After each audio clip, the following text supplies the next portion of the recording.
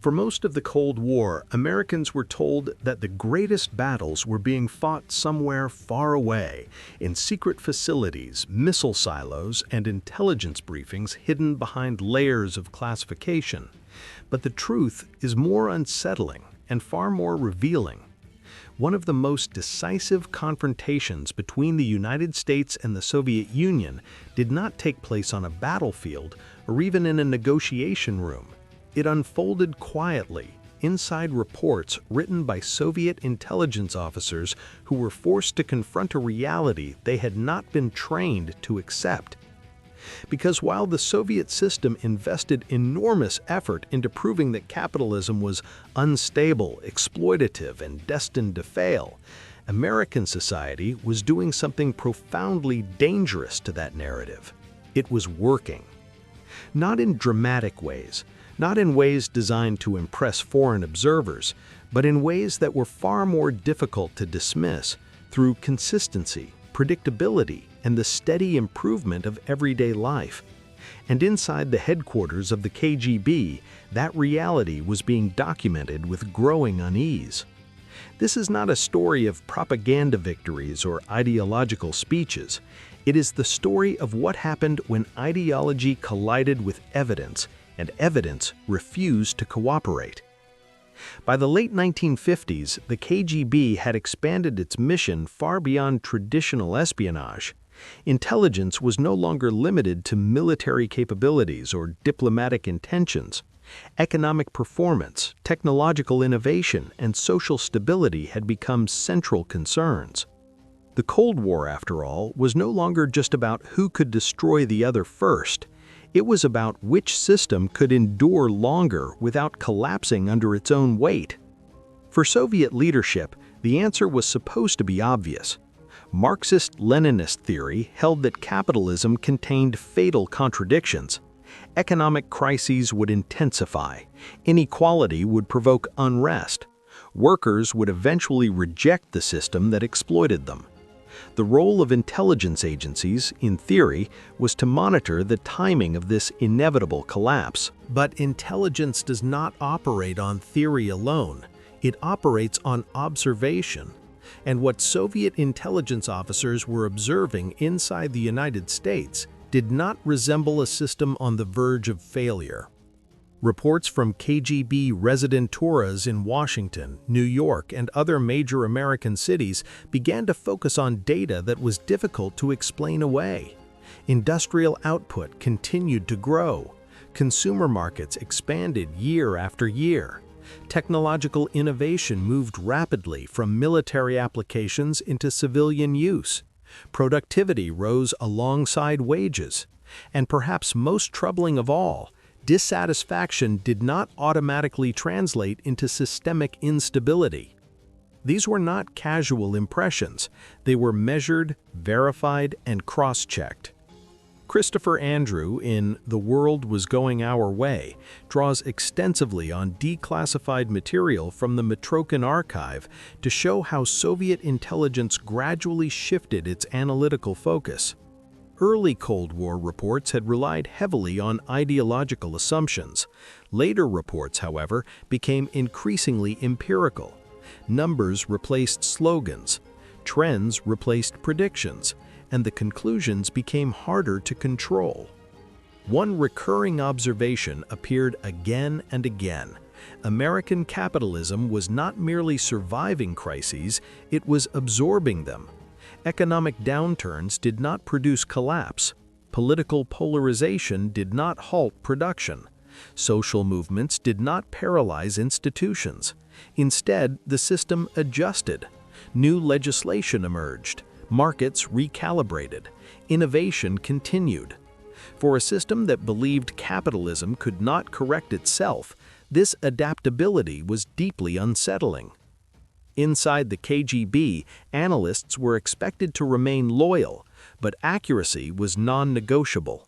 Intelligence that simply repeated ideological dogma was useless. It did not help leaders make decisions. It did not prepare the state for competition, and it did not protect the system from strategic surprise.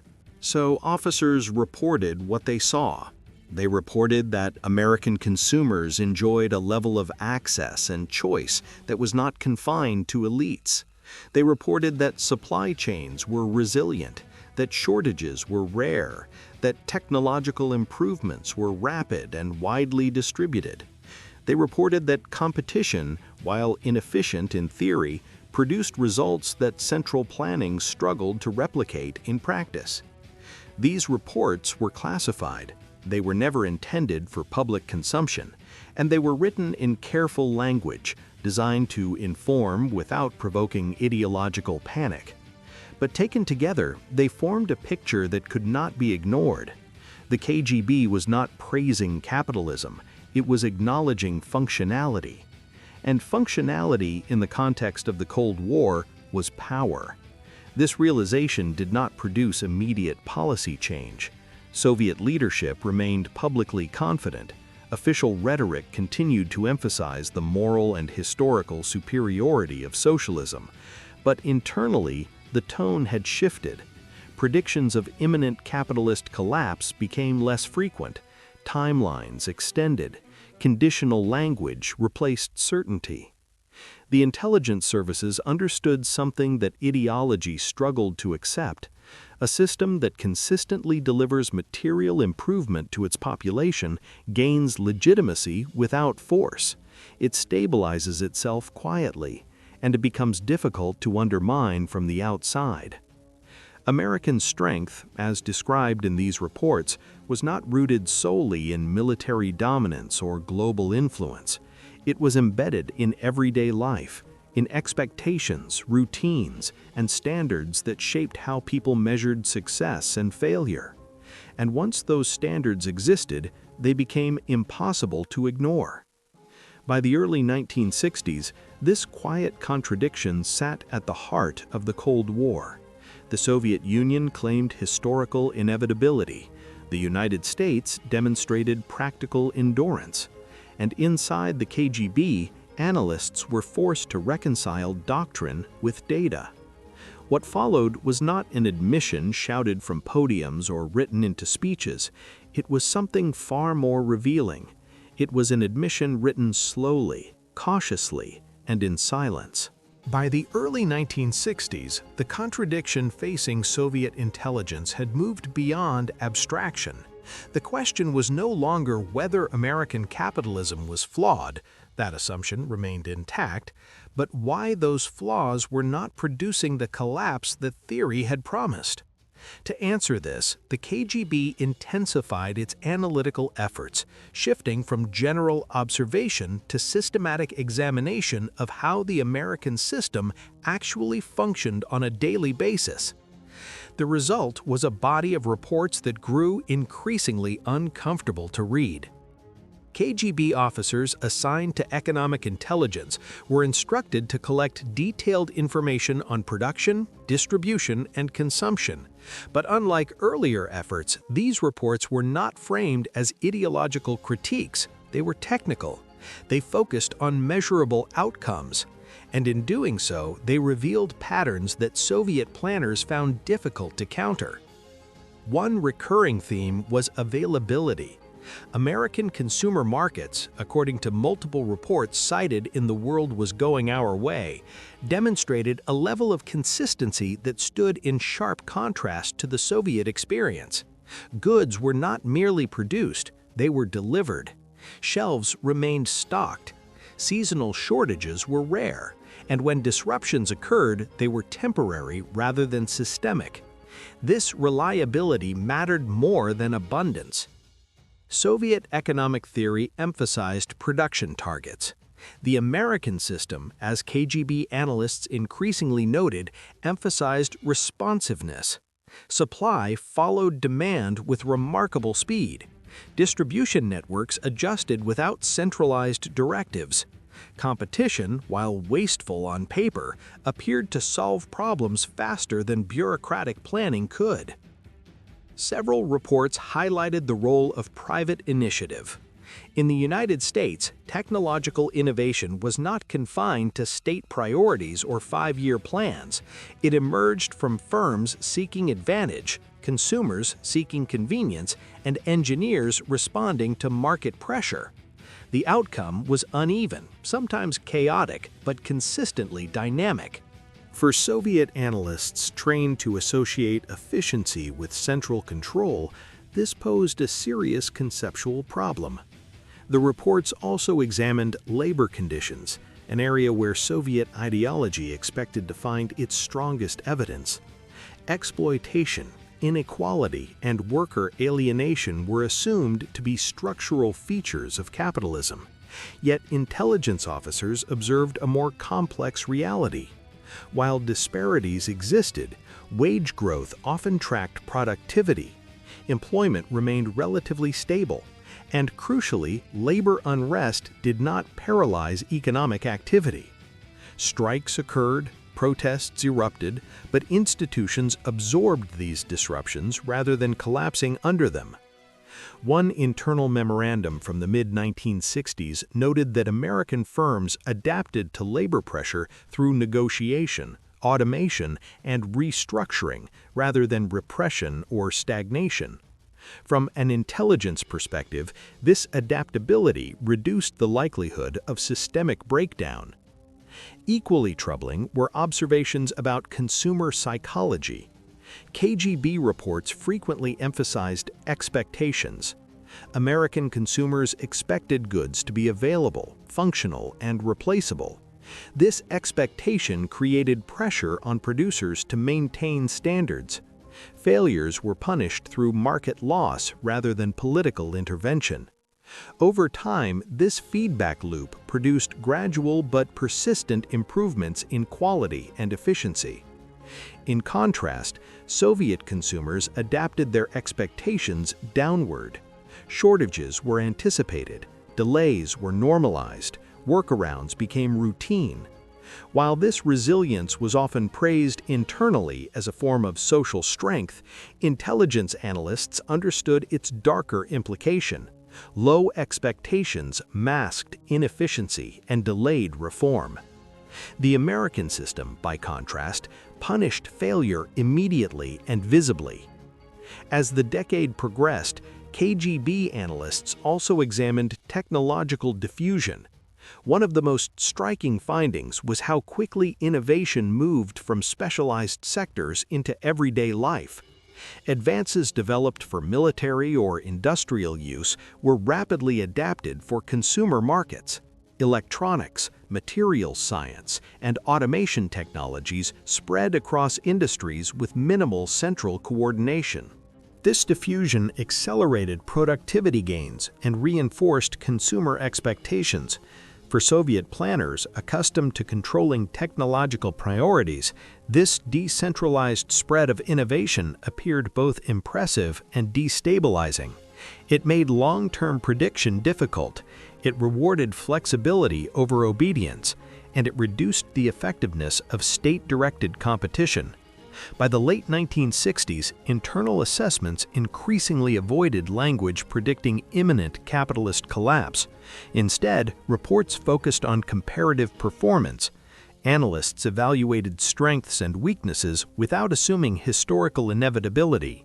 Capitalism was no longer treated as a temporary phase. It was treated as a durable competitor. This shift was subtle but profound.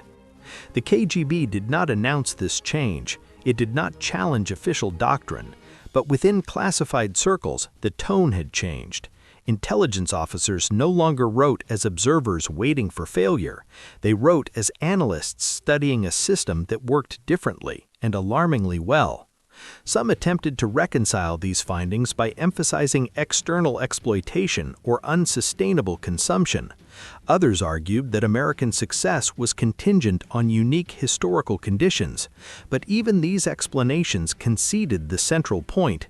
The system was functioning effectively in the present, and that effectiveness posed a strategic dilemma. If capitalism was not collapsing on its own, then the Soviet Union faced a choice it had long postponed. It could adapt, or it could continue insisting on inevitability while falling further behind in practice. By the end of the 1960s, the intelligence was clear. What remained uncertain was whether the political system was capable of responding to it. The reports had done their job. They had described reality. What leadership chose to do with that reality would shape the final decades of the Cold War. By the early 1970s, the gap between public rhetoric and internal assessment inside the Soviet system had become impossible to fully conceal, at least within the upper layers of government and intelligence. The KGB did not suddenly abandon ideology, nor did it reverse decades of official doctrine. What it did instead was far more revealing. It quietly changed its expectations. This shift did not appear in headlines or speeches, it appeared in tone.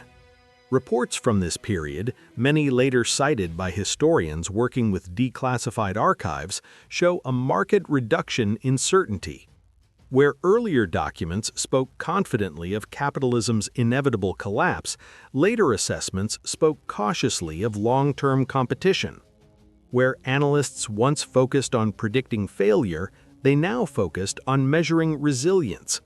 The language of inevitability was replaced by the language of management. Capitalism was no longer treated as a system waiting to fail. It was treated as a system that had to be studied, understood, and countered. This was the admission, not declared, but implied. By the mid-1970s, KGB analysts increasingly framed American economic performance as a structural challenge rather than a temporary anomaly. Reports from this period, many later cited by historians working with declassified archives, show a marked reduction in certainty. Where earlier documents spoke confidently of capitalism's inevitable collapse, later assessments spoke cautiously of long-term competition. Where analysts once focused on predicting failure, they now focused on measuring resilience. The language of inevitability was replaced by the language of management. Capitalism was no longer treated as a system waiting to fail. It was treated as a system that had to be studied, understood, and countered. This was the admission, not declared, but implied. By the mid-1970s, KGB analysts increasingly framed American economic performance as a structural challenge rather than a temporary anomaly.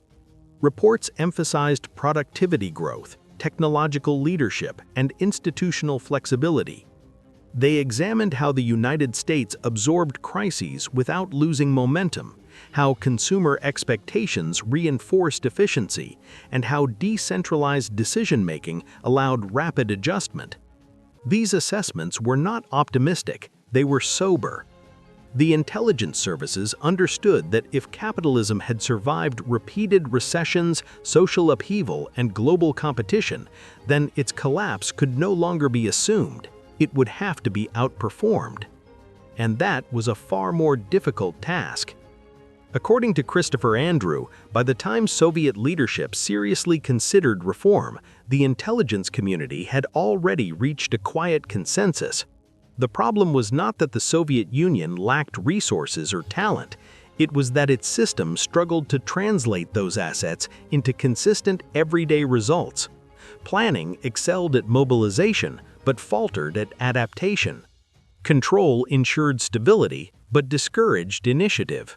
Meanwhile, the American system, chaotic, unequal, and often inefficient by theoretical standards, continued to produce outcomes that mattered most in the long run: innovation, availability, and rising expectations.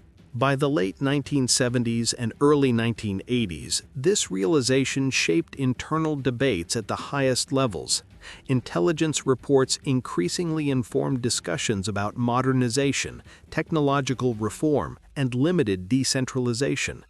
These ideas did not emerge from ideological conversion, they emerged from comparison. The KGB had documented the comparison for years. When reforms finally arrived under Mikhail Gorbachev, they did not represent a sudden awakening, they represented delayed recognition. Perestroika and glasnost were attempts to reconcile ideology with reality, to introduce flexibility into a system that intelligence agencies had long identified as rigid. But by then, the gap was too wide. Decades of accumulated inefficiency could not be resolved quickly. Expectations within Soviet society had shifted unevenly, the global environment had changed, and the American system, still imperfect, continued to evolve faster than centralized reform could manage. When the Cold War ended, it did not end the way many had predicted. There was no final confrontation, no decisive military defeat, no dramatic ideological collapse broadcast in real time. There was exhaustion, there was comparison, and there was acceptance. The Soviet Union did not fall because it was defeated on the battlefield. It fell because its leadership could no longer reconcile internal reality with external performance. The KGB, in fulfilling its duty to observe and report, had documented that reality with uncomfortable precision. Those reports were never meant to vindicate capitalism. They were meant to protect the state. But in doing so, they preserved a historical record that tells us something essential about power in the modern world. Power is not sustained by slogans alone. It is sustained by systems that function day after day, quietly shaping expectations and normalizing stability. It is sustained by the ability to adapt without collapse, to absorb criticism without paralysis, and to improve without central command. That was the lesson written between the lines of those classified documents. A lesson never announced publicly, never celebrated, but ultimately impossible to ignore. And decades later, as those reports are declassified and studied, they reveal a truth that ideology once tried to suppress. The most decisive victories of the Cold War were not declared, they were lived. If you appreciate serious, well-documented stories about the moments history didn't announce out loud, the reports, decisions, and quiet realizations that shaped the world we live in, consider supporting the channel by liking the video and subscribing. New stories are coming, drawn from real documents, real archives, and real history that often stayed hidden far too long. Thank you for watching, and welcome to History Unseen.